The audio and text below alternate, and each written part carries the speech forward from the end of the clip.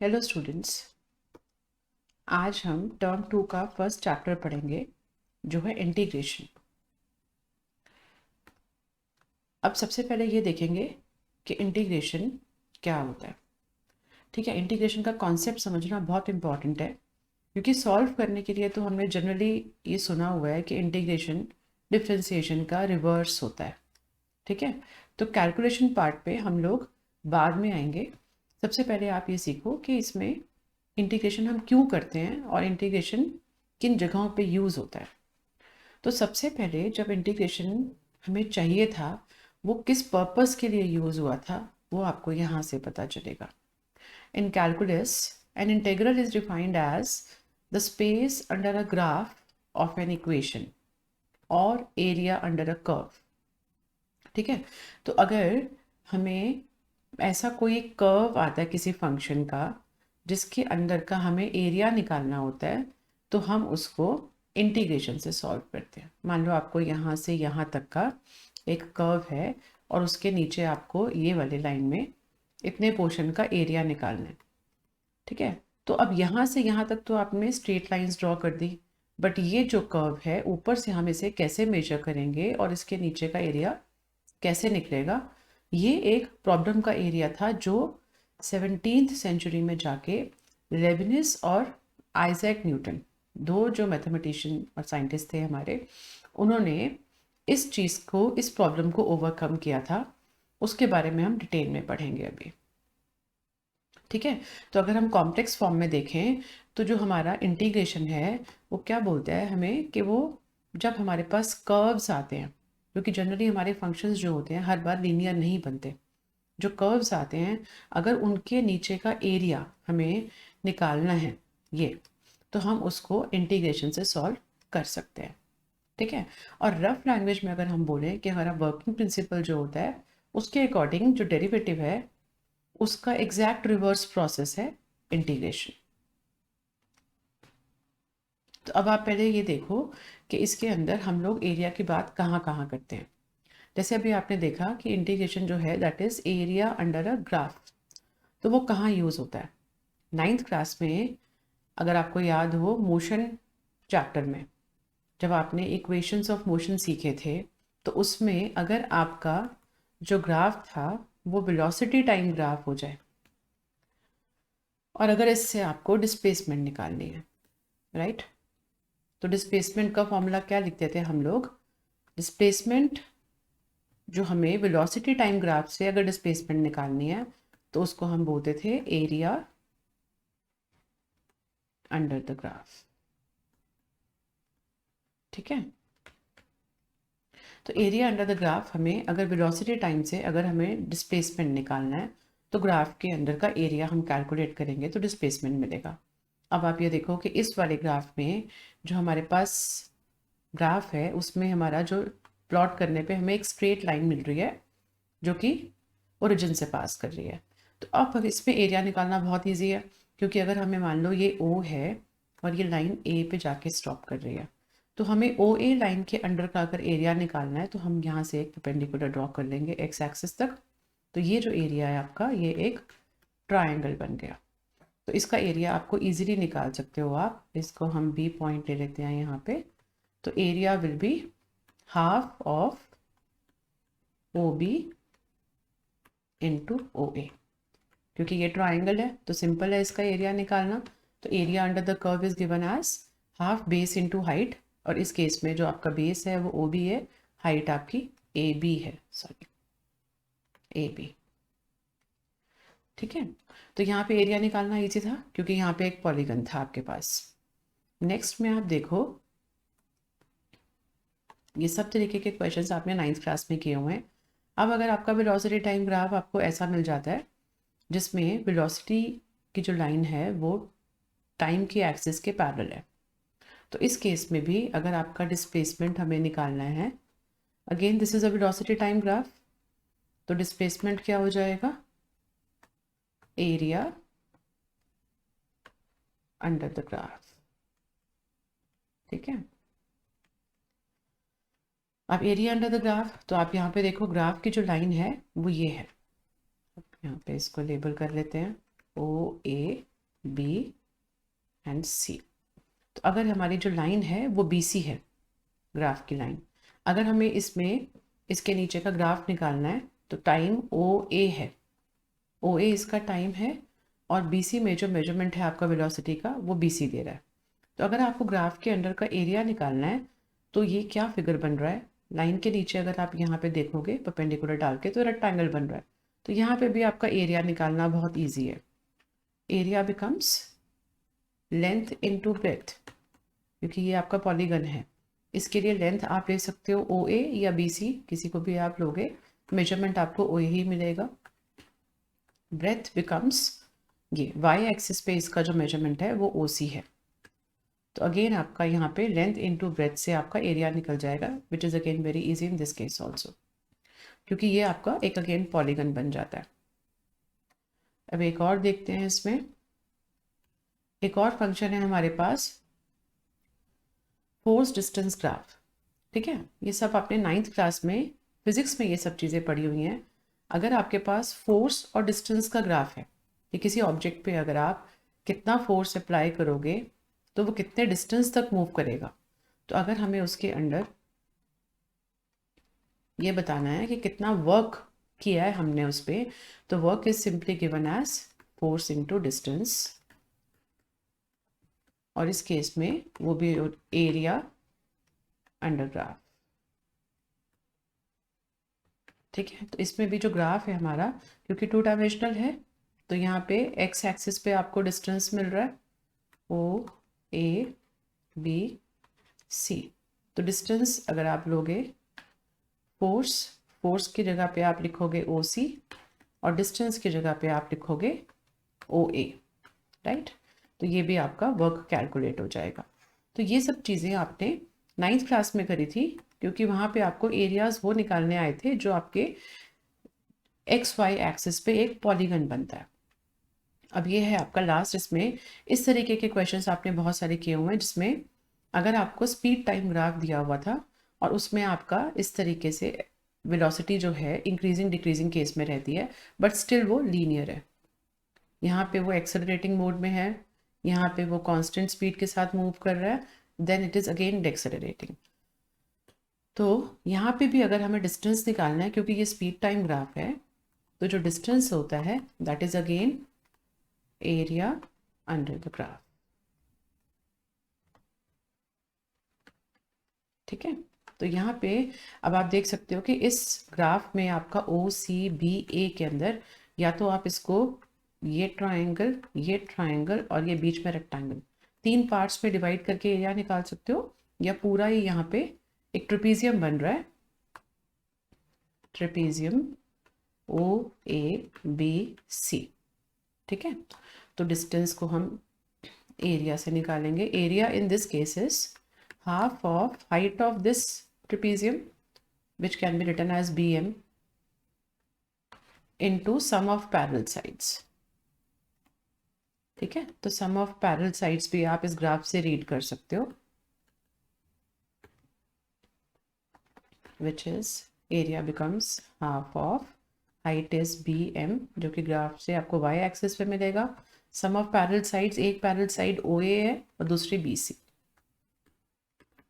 ठीक है, तो यहाँ तक तो एरिया निकालना हमने 9th क्लास में ही सीख लिया था।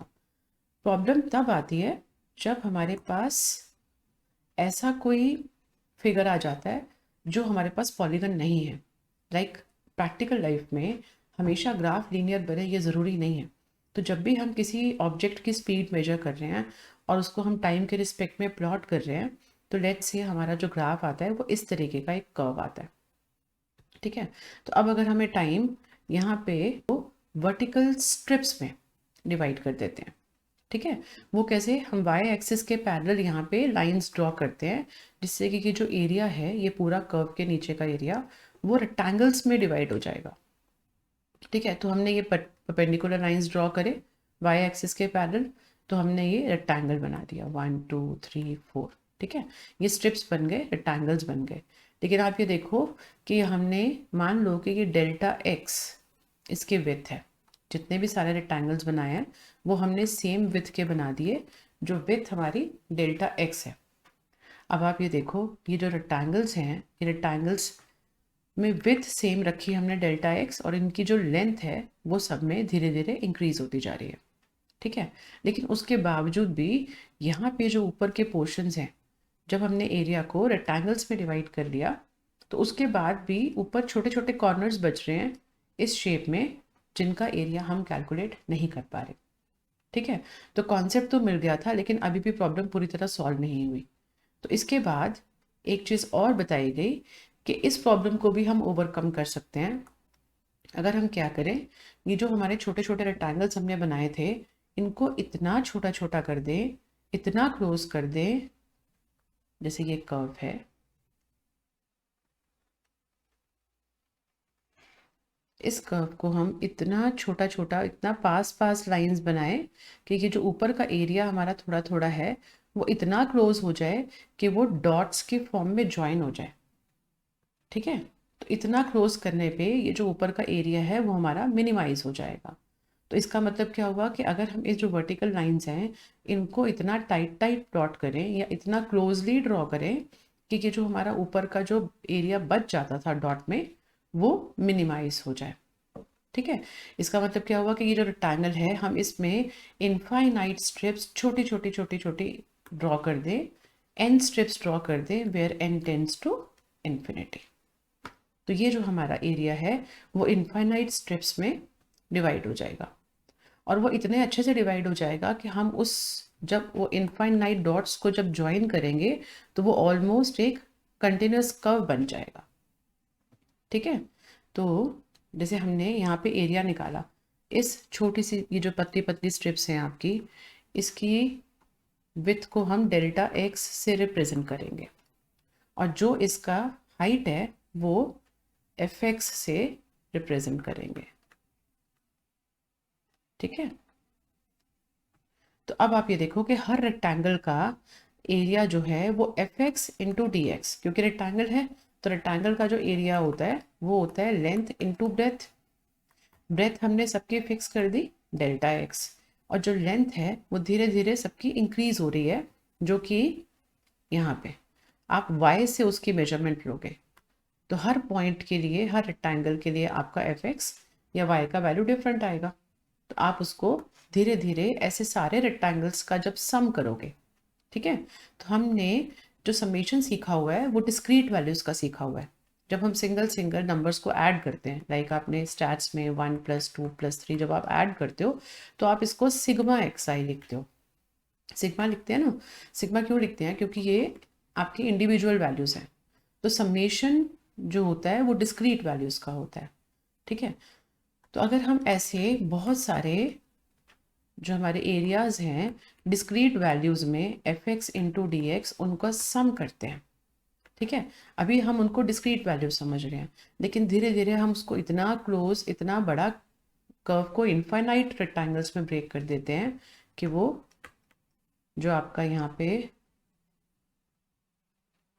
n = 1 to infinity, ठीक है।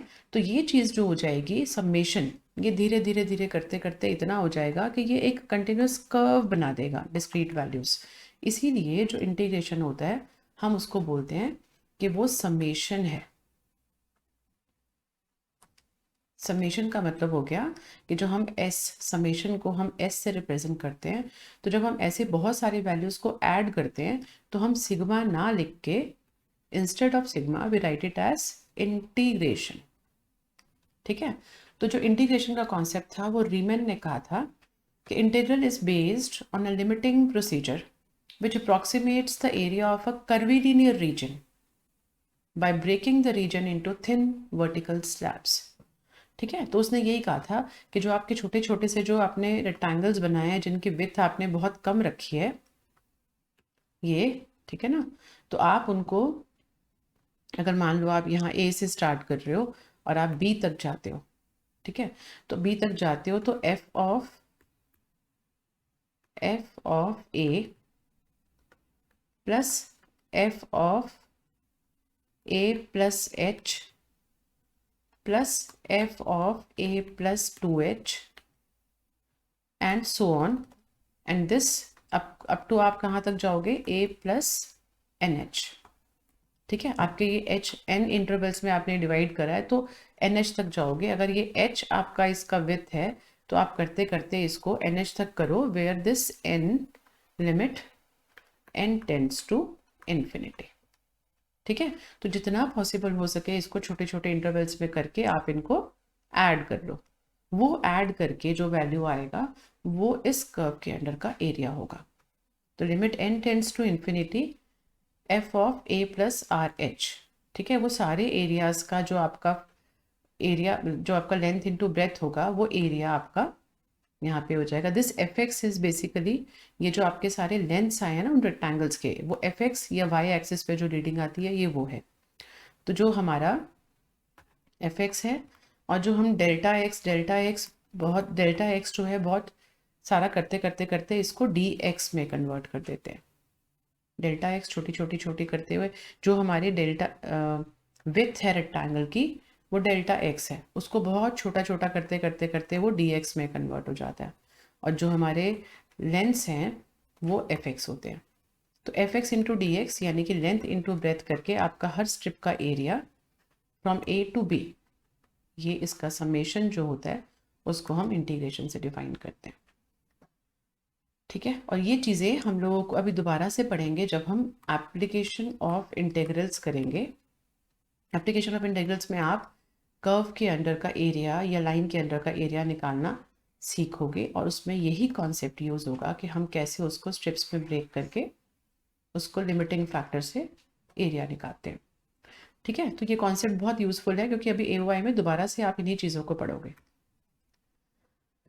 अब अगर हम दोबारा से इसको समराइज करें तो integration is a method of adding और summing up the parts to find the whole. It is use to find the summation under a vast scale. ठीक है, वास्ट स्केल का मतलब यही हुआ कि जब हम बहुत सारे छोटे छोटे छोटे चीज़ों को ऐड करते हैं तो उस टाइम पे जो हमारा समेशन होता है हम उसको इंटेग्रल से शो करते हैं। ठीक है, तो इंटीग्रेशन, इंटीग्रेशन नाम से ही आपको पता लगेगा, इंटीग्रेट करना मतलब चीज़ों को जोड़ना, कंबाइन करना, इकट्ठा करना। और दोबारा से integration is also called anti derivative of a function. ठीक है, अब एंटी डेरिवेटिव, इंटेग्रल जो होता है वो डेरिवेशन का रिवर्स प्रोसेस है। तो एंटी डेरिवेटिव का मतलब उल्टा हो गया, इंटीग्रेशन जो है वो डेरिवेटिव का उल्टा होता है। तो फंक्शनली हम लोग उसको वर्किंग प्रिंसिपल उसका अभी सीखेंगे। ठीक है, तो आज हम लोग अभी सिर्फ वीडियो में ये सीखेंगे कि इंटीग्रेशन को हम डिफरेंशिएशन का रिवर्स क्यों बोलते हैं। ठीक है, आप ये देखो कि आपने ये चीज़ सीखी थी कि डेरिवेटिव जो होता है, डेरिवेटिव में आपने सीखा था कि derivative of any function x raise to the power n is given as n x to the power n minus 1। ठीक है, तो अगर x की पावर n का derivative n x to the power n minus 1 है तो मैं आपको सिर्फ एक फॉर्मूला बता रही हूँ इसका कि इंटीग्रेशन में x to the power n का जो इंटीग्रेशन होता है with respect to the variable, यहाँ पे हम x को वेरिएबल लेके चलेंगे तो उसके रिस्पेक्ट में इंटीग्रेट कर रहे हैं, तो उसका फॉर्मूला आता है x raise to the power n plus 1 upon n plus 1 where n is not equal to minus 1। ठीक है, तो ये देखिए कि इसमें इस फॉर्मूले में, इस फॉर्मूले के अकॉर्डिंग अभी हम एक फंक्शन को इंटीग्रेट करते हैं। ठीक है, अब जैसे एक फंक्शन है, आपने लिखा F x cube minus 3x² plus 5। इसका डेरिवेटिव अगर आपको आता है तो आप देखो सीधा इसको 3x², ये हो जाएगा -6x, 5 का डेरिवेटिव 0 हो गया। This is 3x² minus 6x। अब आप ये देखो दोबारा से कि x³ का derivative is 3x² minus 6x और 9 का डेरिवेटिव फिर से 0 हो गया। अगेन वी हैव x³, इसका डेरिवेटिव 3x² माइनस 6x और ये -25 का डेरिवेटिव फिर से 0। तो आप ये देखो इन तीनों फंक्शंस के डेरिवेटिव में 3x² माइनस 6x आ रहा है। तो जो इस फंक्शन का ये कांस्टेंट था 5, ये 9 और ये -25, जब हमने इन तीनों फंक्शंस का डेरिवेटिव लिया तो इस कांस्टेंट के इररिस्पेक्टिव हमें डिफरेंशिएशन मिला। यानी कि जब हम डिफरेंशिएट करते हैं तो जो कांस्टेंट पार्ट होता है वो 0 हो जाता है। ठीक है।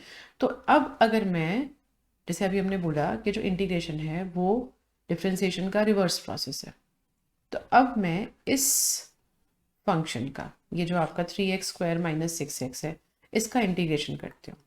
ठीक है, इसका इंटीग्रेशन हम इस फॉर्मूले से करेंगे क्योंकि हमारे x के पावर n है। तो आप ये देखो, अभी मैंने आपको बोला कि integral of x to the power n dx का जो फॉर्मूला होता है वो होता है x की पावर n+1 अपॉन n+1।